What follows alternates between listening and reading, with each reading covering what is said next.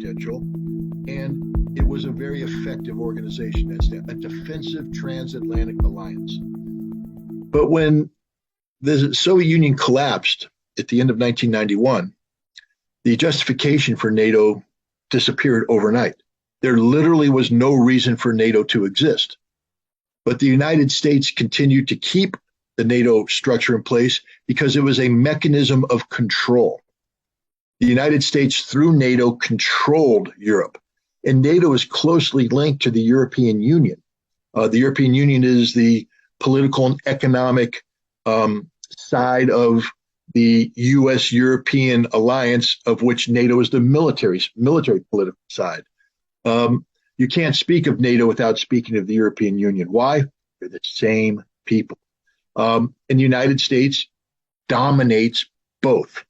So I don't think it's inaccurate to say that NATO and the European Union are a direct extension of America. I would go further and say that NATO and the European Union are simply tools of American geopolitical hegemony, that Europe lacks any sort of unified, independent vision of what a European security framework looks like. This is something that all Europeans should reflect on. Does NATO and the European Union serve the best interests of Europe? Or does it serve exclusively the interests of the United States?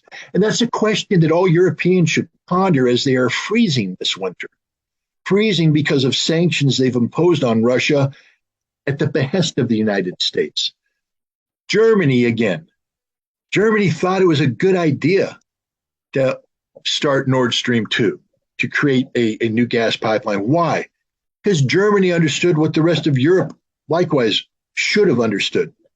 That the only reason why the German economy was as strong as it was for as long as it was is because they lived off of a reliable supply of cheap Russian gas. Now that they've denied themselves that gas, look how quickly the economy is tanking. Was it in Germany's best interest to commit economic suicide? The answer, of course, is no. Then why did they do it? Because Germany and the German government doesn't work for the benefit of the German people. It works for the exclusive benefit of the United States of America. So we as Americans thank you, Germany, for doing our bidding. But if I were a German, I'd be very upset at my government. I'd be very upset at the United States because it's not Russia's fault that Germany is going to be cold this winter. It's America's fault, and it's the German government's fault.